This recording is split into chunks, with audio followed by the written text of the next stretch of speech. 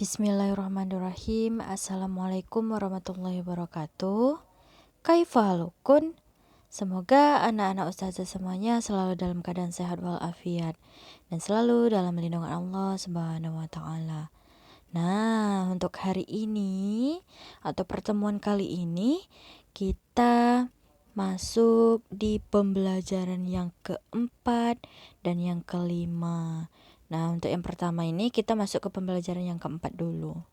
Pengetahuan apa saja yang harus dimiliki oleh seseorang yang bekerja?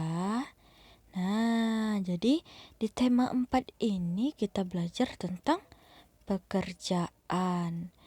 Apa yang akan terjadi jika mereka tidak memiliki nilai itu?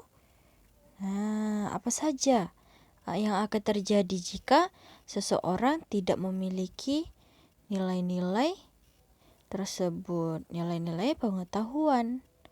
Nah, jadi setiap orang yang bekerja itu harus memiliki pengetahuan.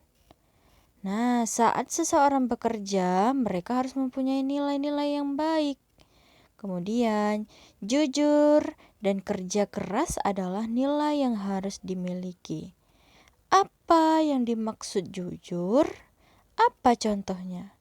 Ayo simak cerpen berikut ini tentang pemimpin idola, pemimpin yang jujur. Ida, temanku sebangku, mungil, berkulit hitam manis, tidak banyak bicara, dan pandai itulah cirinya. Ia seorang anak yang sederhana. Ayahnya sudah lama meninggal. Ia tinggal bersama ibu dan adiknya. Ida, anak yang sangat pandai, nilai-nilainya yang selalu bagus, kemudian memberi kesempatan meneruskan ke sekolah tanpa biaya, kemudian semua buku pelajaran dan perlengkapan ditanggung oleh sekolah. Ida tak pernah malu dengan kondisi keluarganya. Bahkan ia semakin rajin belajar dan terus berprestasi. Kemudian, Ida juga selalu menjadi tempat bertanya jika teman-temannya mengalami kesulitan dalam pelajaran. Teman-teman memilih Ida sebagai ketua kelas. Pandai, tenang, dapat berkomunikasi dengan baik, serta mampu menjaga ketertiban kelas menjadi modal utamanya. Hari ini Ibu Tati mengingatkan tentang ulangan matematika. Sebagian siswa tidak siap, termasuk Gugut, si jagoan bola yang duduk di belakang kami. Waduh, saya belum belajar, Bu. Kemarin saya seharian bermain bola sampai sore. Pulang ke rumah langsung tidur, Bu, protesnya. Ulangan tetap berlangsung. Gugut resah. Ia menengok ke kiri dan ke kanan. Tiba-tiba ditendangnya kursi Ida dari belakang. Shh, Ida, bantu aku dong.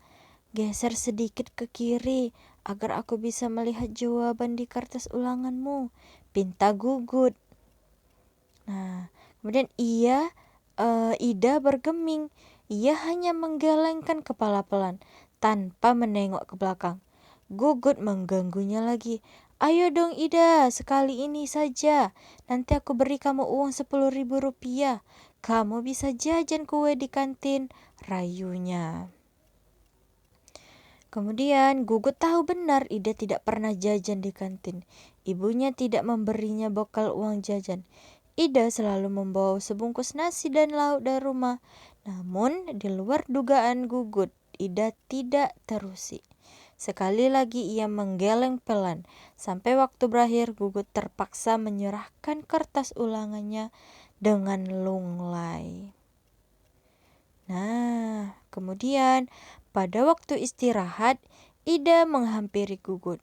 Maaf ya Gugut, aku bukan tidak ingin membantumu. Menyontek dan memberi contekan kepada teman adalah perbuatan tidak jujur. Bahkan perbuatan tersebut tidak dianggap sebagai korupsi, atau bisa dianggap sebagai korupsi kecil-kecilan, katanya kepada Gugut. Ah, Ida, masa menyontek sekali saja dianggap korupsi? Setahuku korupsi nilainya miliaran dan hanya dilakukan oleh pejabat berkuasa, kata Gugut. Gugut, justru kita harus melatih diri. Korupsi dan menyontek sama-sama mengambil hak orang lain. Bernilai kecil atau besar, tetap saja tidak jujur. Kita membiasakan diri bertingkah laku lurus. Mudah-mudahan kita bisa. Ketika kita besar nanti, kita tidak akan tergoda untuk melakukan korupsi dalam bentuk apapun. Ida menambahkan dengan panjang lebar. Aku dan teman-teman sekelas yang ikut mendengarkan percakapan Ida dan Gugut terdiam setuju. Memang tidak salah kami memilih Ida sebagai pemimpin di kelas. Tidak sekedar pandai, namun Ida juga patut dijadikan teladan. Nah, kemudian di sini ada sikap-sikap dari Ida. Nah, sikap yang pertama, Ida orangnya sangat sederhana, kemudian dia jujur, kemudian dia rajin dan tekun dalam belajar. Kemudian pendapatnya tentang sikap Ida anak yang sederhana, kemudian ia jujur, rajin dalam belajar. Sedangkan sikap-sikap dari Gugut, nah sikap yang tidak boleh kita contoh, itu sikapnya tidak jujur saat ulangan, kemudian tidak memanfaatkan waktu untuk belajar, kemudian ia suka menyontek, malas-malasan. Nah, itu sikap yang tidak boleh kita contoh. Nah, kemudian pendapat tentang sikap Gugut. Gugut anaknya tidak jujur, kemudian malas belajar, dan suka menyontek. Sikap Gugut tidak patut untuk ditiru. Nah, jadi kita tidak boleh mencontek dalam hal apapun, dalam keadaan apapun. Nah, yang pertama ini, ada sila yang pertama dengan simbol bintang, ketuhanan yang Maha Esa. Nah, sila pertama mengajarkan bahwa pemeluk agama harus taat dengan aturan agamanya. Setiap agama pasti mengajarkan pemeluknya untuk berbuat jujur.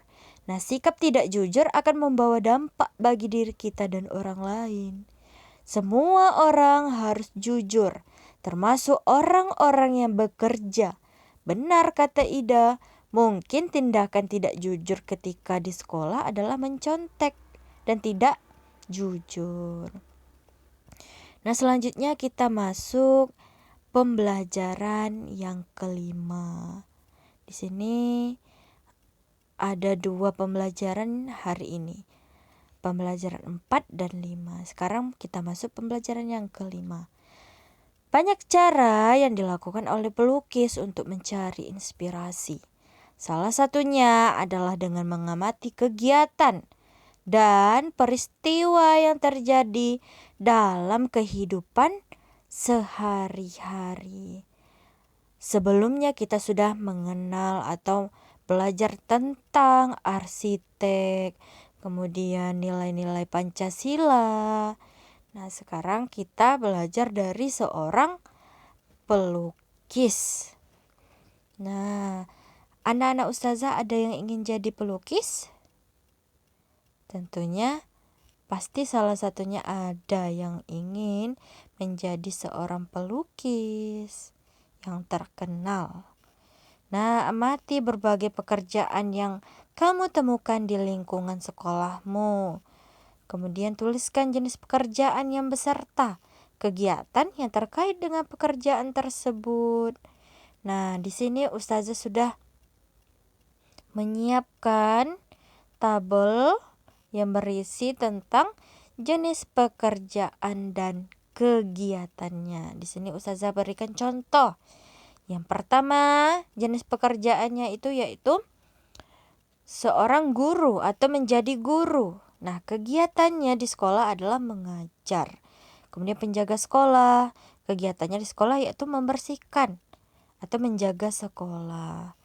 Nah, sebelumnya kamu telah mengenal berbagai kegiatan ekonomi dan pekerjaan yang terkait dengannya.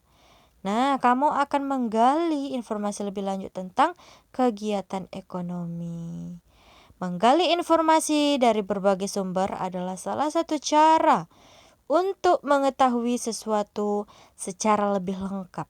Kamu akan menggali informasi lebih lanjut tentang berbagai kegiatan ekonomi yang terdapat di sekitarmu, serta kegiatan ekonomi yang terkait dengan kegiatan ekonomi tersebut.